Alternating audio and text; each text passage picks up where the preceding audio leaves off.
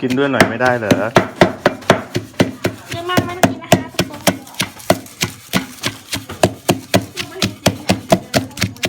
ไหนจะกินอะไร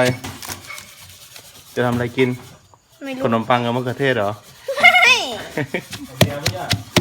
บอครับ เนี่ยจะกำลังลอกคราบปูอัดเนี่ยกำลังลอกคราบปูอัด มือนี้กินร้ายละตำพริกครับผม รู้จัก ตำ ยั พ ง ริก โอไหม อุ้ย My God เทสจูบอก วิวอื่นนะ เอาวิวแค่นั้น ลำเลิศเลยจ้าน่ากินมาก